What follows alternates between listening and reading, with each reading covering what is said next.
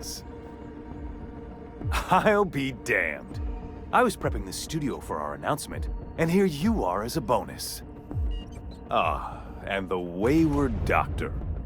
Are you about done with your escapades? We have faces that need lifting, after all. These days, I'm more interested in breaking them. Wouldn't mind taking a swing at yours. And the convict. The vicar. You know, most people, once they're out of prison, don't seem keen on returning. Oh, I would go anywhere to see you fall, sir. When you go off and get yourself shot, try to avoid taking one to the face. I'll want it recognizable to show to my citizens.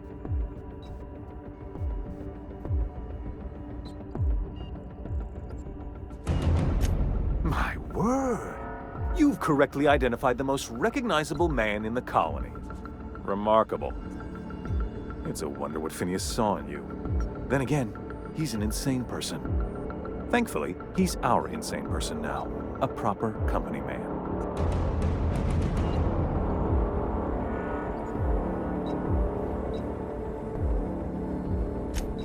Yes, he is an extraordinarily obstinate fellow, isn't he? Fine, he isn't working for us per se. Semantics, he'll come around. But that's between us.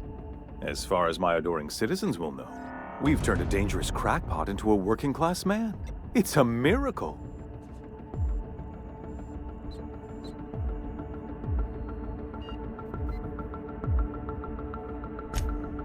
Oh yes, go on, wake them up, add more mouths to feed. That'll solve our starvation problems. I don't know what half-baked plans that simpleton in a lab coat has been leading you through, but it's done. It's over. Let me ask you something, Captain. Have you at any point thought about not fucking up our entire society? I believe we could ask you the same. I'm making actual progress towards stabilization and recovery. You're just getting in the way.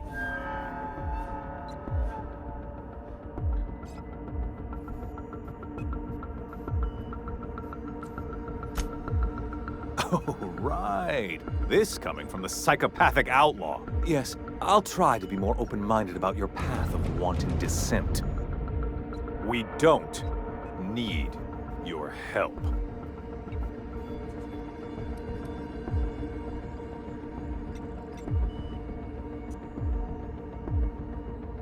I'll admit, there's no shortage of talent in the scientists and engineers there. Look, I'm not an unreasonable man. If you manage to storm the castle, as it were, and make it out of here with Phineas alive, I can't exactly afford more havoc than you've already caused. Fine. If you survive, you'll need someone to sell the rest of the board on your plan.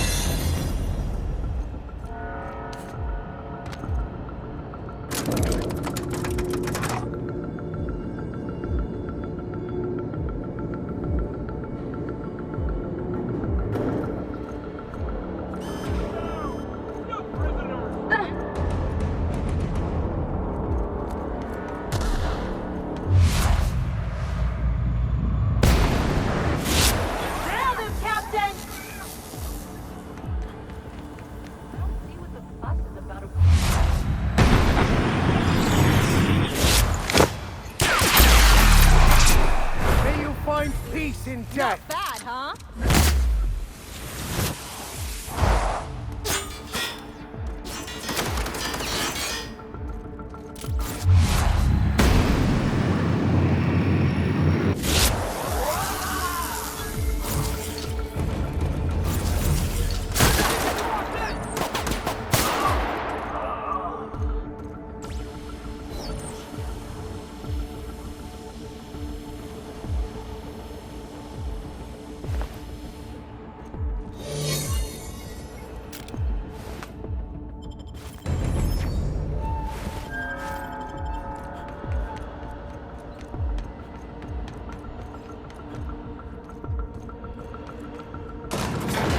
Everything in my life has been leading up to this point.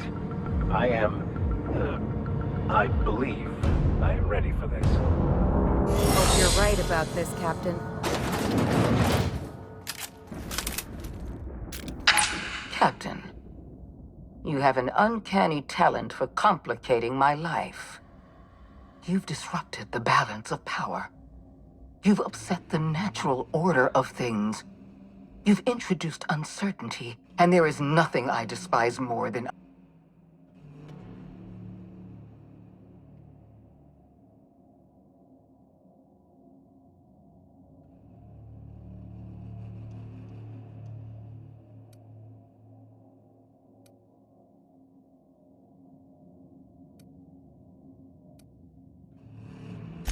I'm afraid I can't do that.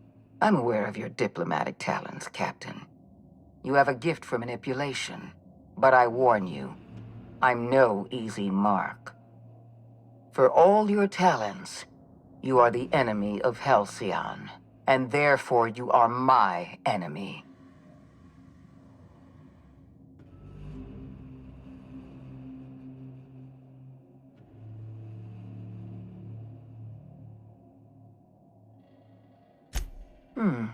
You make a nuanced and compelling argument. Here's my rebuttal. No. Dr. Wells is being held in my custody. His cooperation will prove invaluable, even if I have to beat it out of him. All that's left to do is put down this riot, arrest you, and then get on with the bloody business of saving this colony.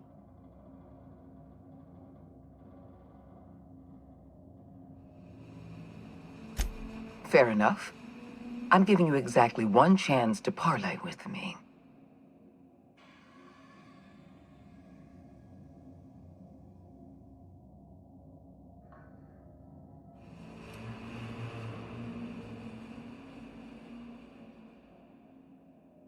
Anyone with eyes can see that you're talented, Captain. I only wish you'd used your talents for good. You wander the system, doing as you please, answering to no one.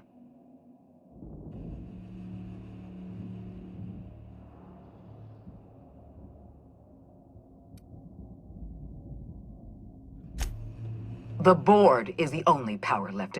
You had...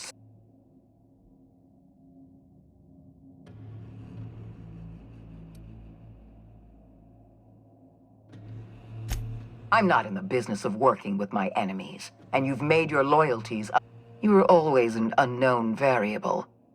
I tried to recruit you, but you threw your lot in with that madman.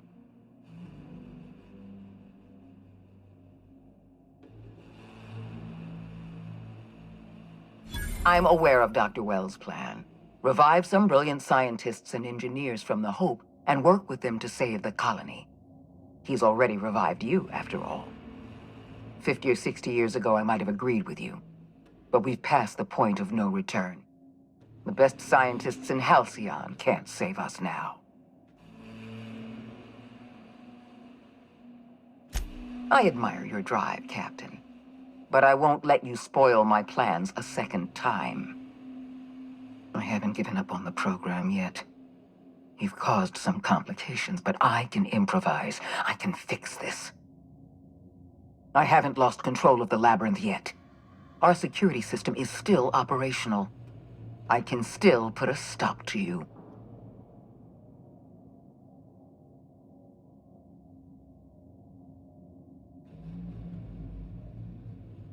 What? You can't be serious.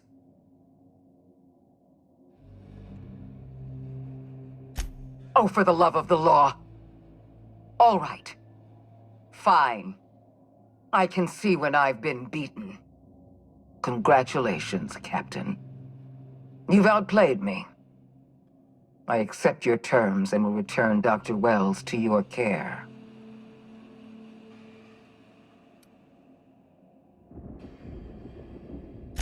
I just hope you've made the right decision. The fate of the colony is in your hands now. I bid you farewell, Captain.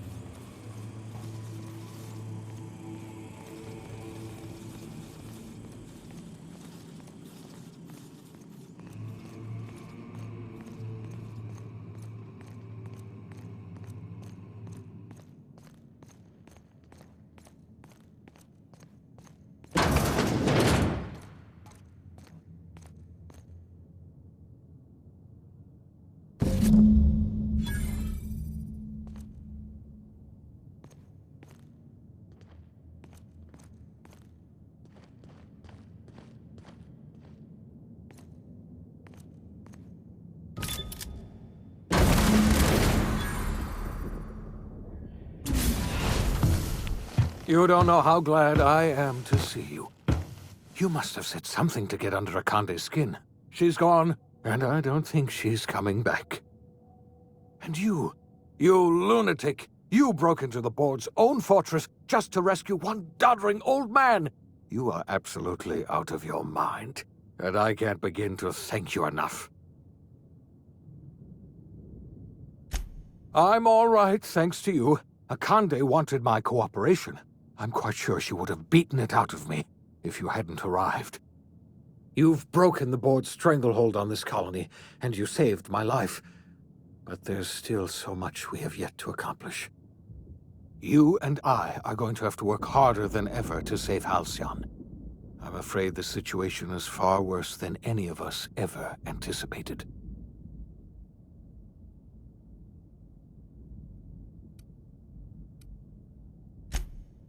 Earth has gone dark. We haven't received a single message in 3 years. There's been no communication, no signals, nothing. 2 years ago, the Earth's Directorate's frigate disappeared on their way back to Earth. We don't know what they discovered when they arrived, or if they arrived at all. They haven't exactly been hands-on around here anyway. So there's one less rubber stamp to worry about. Earth is humanity's home planet, Miss Fenhill. The psychological effects of losing our original home will be devastating. Earth is only an idea to us. But that idea is the bedrock the colony is built upon. If people were to find out it's gone dark, the shock could be too much to bear. I don't want to imagine what'll happen once news gets out. Let's just keep this between us for now. We're in serious trouble, my friend.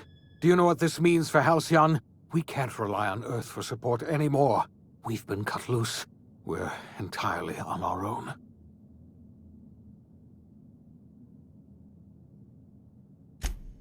Yes, we do. You've done a marvelous thing. You've succeeded where anyone else would have failed, including me. We must begin the revival process immediately, starting with the Hope's brightest minds, and then we're going to fix this damn colony, one problem at a time. We're going to need a leader, and I can't imagine a better person for the job than you. What do you say, old friend? Will you help us?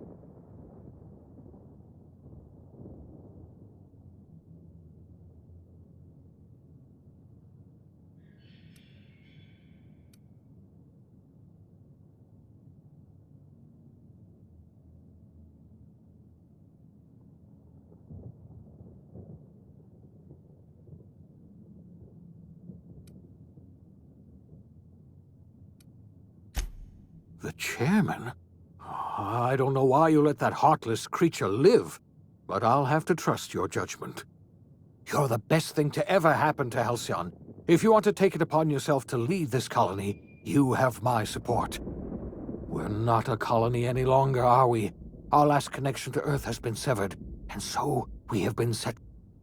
Our future is uncertain, and no one knows what tomorrow holds. Exciting, isn't it?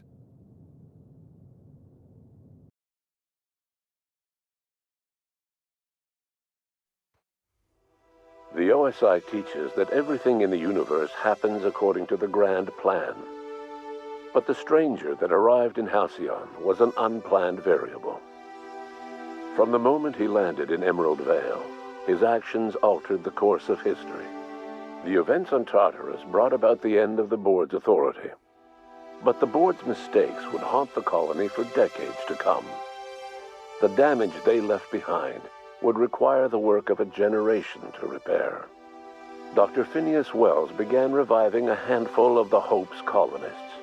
Engineers, scientists, technicians, and intellectuals. They were among the brightest minds the Earth had ever sent out into the stars. The Hope scientists and engineers woke up in a colony descending headlong into total collapse. With no way to return to Earth, they had no choice but to band together and devote themselves to the cause of saving Halcyon. The people of Halcyon were nothing if not hardy. In the absence of the board's authority, many of the colony's settlements banded together with a single purpose in mind: survival. Life was especially hard in the years to come. Some towns dissolved by attrition and starvation. but most of them found a way to carry on. In the years to come, Halcyon was forced to reckon with its newfound freedom. The board was gone, and for better or worse, the colony was responsible for its own destiny. Sanjar's civil liberties and worker-centric policies were slow to catch on with the other corporations. But as Halcyon began its long, arduous journey toward recovery, many of Terra 2's smaller townships started adopting MSI's alternative corporate structure, and eventually became entirely self-sufficient. In the coming years, many of these townships managed to eke by, where otherwise they might have starved.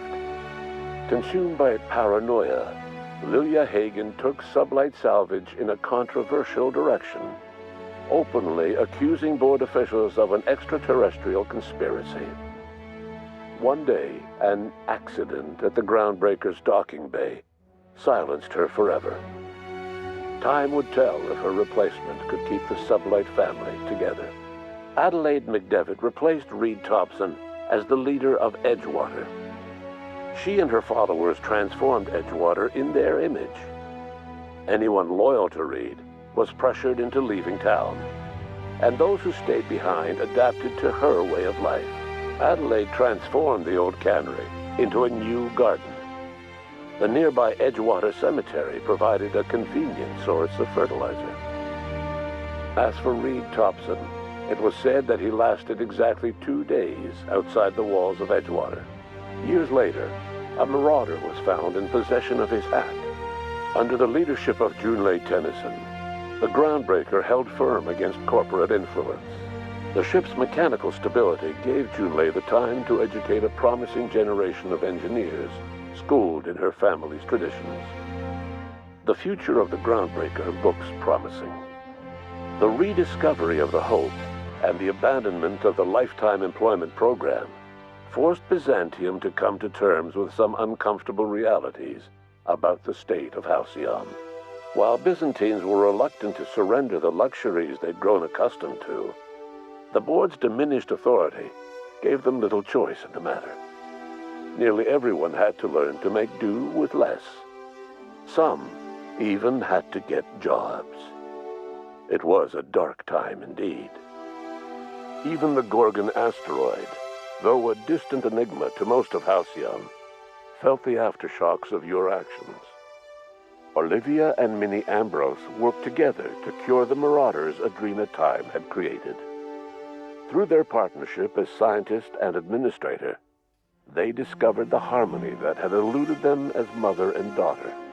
And through years of patience and effort, they discovered the means to wean Halcyon from the scourge of Adrena Time. Their work eventually allowed Wells and his scientists to treat many of Halcyon's marauders.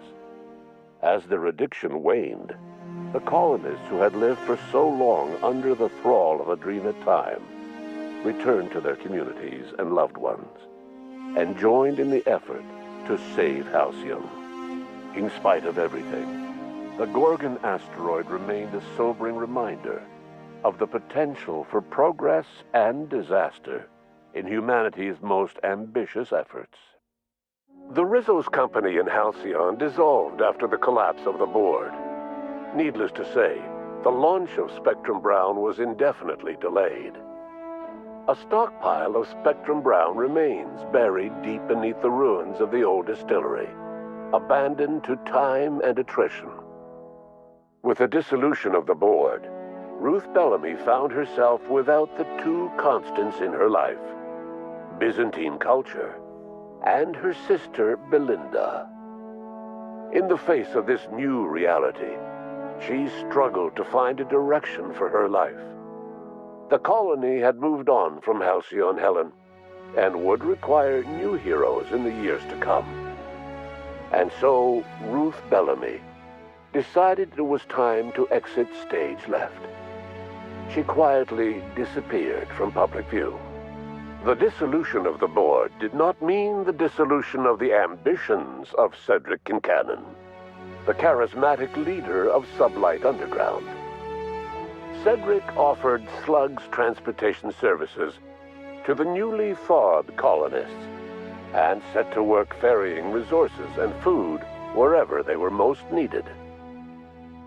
For better or worse, slug headgear became fashionable in the following years. As the board began to disintegrate, Spencer Woolrich found himself at a crossroads. Cling to what little stardom remained to him, or help usher Halcyon into its new future.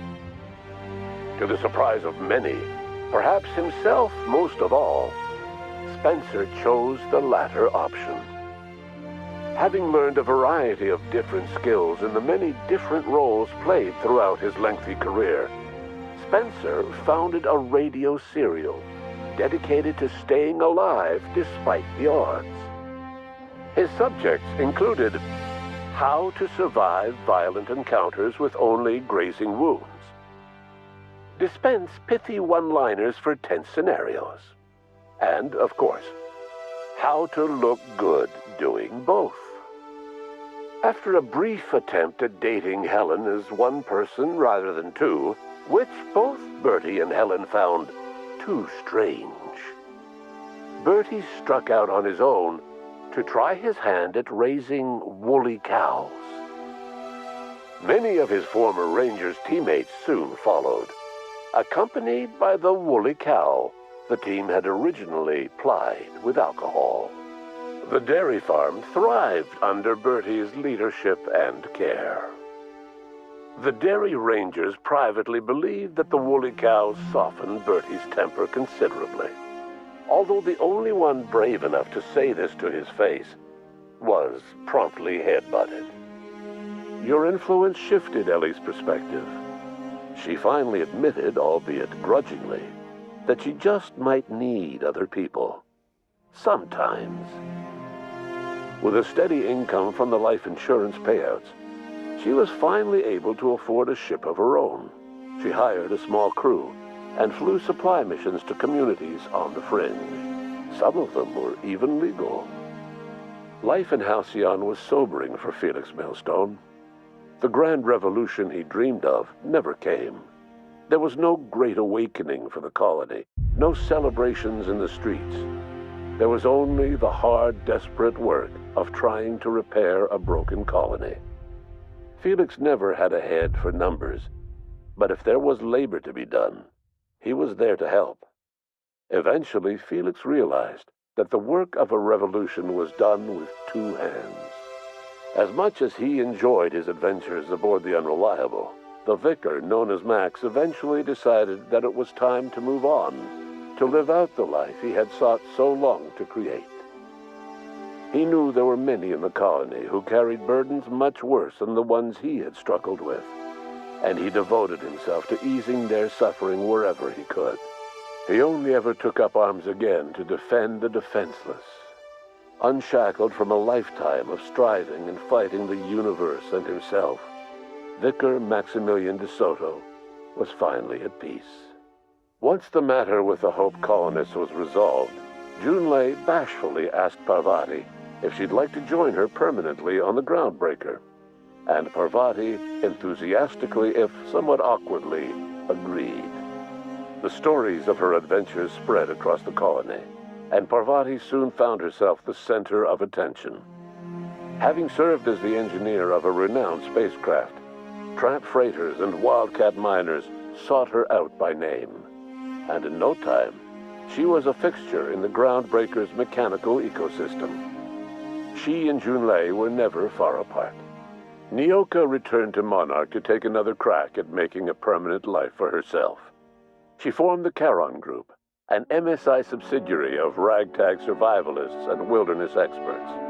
Anyone in need of a guide, or just looking to throw back a beer and swap stories, could find her camping on the trail or clearing an infestation. The SAM unit that accompanied you spread awareness of the product line's superior sanitation and maintenance capabilities across what was left of the colony. This led to a boost in SAM unit sales. Did you know that SAM units are the longest-lasting, toughest-acting cleaning solution in Halcyon? Minister Clark was released from house arrest and his contact with you gave him a sense of renewed purpose and vigor. Once it became clear that no help would be coming from Earth, he threw his considerable efforts and talents into helping Halcyon manage the crisis before it. It was widely suspected that Sophia Akande was the true power behind Chairman Rockwell. However, after the riots on Tartarus, she was never again seen in the colony. Various theories circulated as to her fate. Some believed she boarded an interstellar ship capable of journeying to a distant colony. Others believed she died trying to escape Tartarus. Some few suggest she fled to Monarch, where she continued to live among a small band of loyalists. There is another theory, which suggests that Sophia's encounter with you changed her, and she deliberately retreated from public view, but continued supporting the colony in secret. When Dr. Wells began reviving the Hope's colonists, he found himself with a sudden windfall of additional supplies and resources, courtesy of an anonymous donor. If Wells knew who his supplier was, he never told a soul. Chairman Rockwell served as the public face for the changes in Halcyon to come. Whenever you needed strings pulled or a voice to sell a policy change, Rockwell was only too happy to oblige. As for Dr. Phineas Wells, he spent his remaining years in his orbital lab. He eventually came to terms with his own past and was able to forgive the mistakes of his younger self by devoting his remaining years to serving the colony. Dr. Wells was able to revive many more scientists and engineers than he first expected, thanks to the additional batch of chemicals you stole from the Ministry. Wells never forgot about the human lives that were lost in acquiring these chemicals. In the end, Dr. Wells was able to save every scientist and engineer aboard the Hope. Over the next decade, nearly all of the Hope's remaining colonists were successfully revived. Halcyon saw a period of rapid technological and scientific advancement.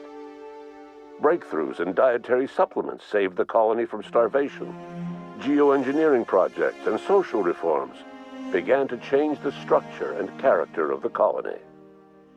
Dr. Wells laid the groundwork for the project to save the colony, but he would never live to see the fruits of his labor. He passed away a few years later.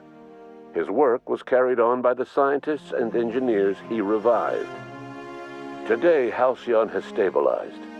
The people of the colony work hard to adapt to their new circumstances. Nearby colonies send aid and supplies. Life will never be easy in Halcyon, but for the first time in its history, there exists a sense of real, genuine hope about the future. And what about you, the unplanned variable in the history of Halcyon? You brought an end to the chaos on Tartarus and made Chairman Rockwell your own puppet, a role he was all too eager to play. The colony never realized you were the true power behind the new administration. By acting vicariously through agents and third parties, you controlled Halcyon from the shadows. As a result, Halcyon survived the turbulent years that were to follow. No one knows what's happened to Earth, and no one knows what the future has in store for Halcyon. All we know for certain is this: the name of the Unreliable and that of its intrepid captain will remain the subject of countless stories for years to come.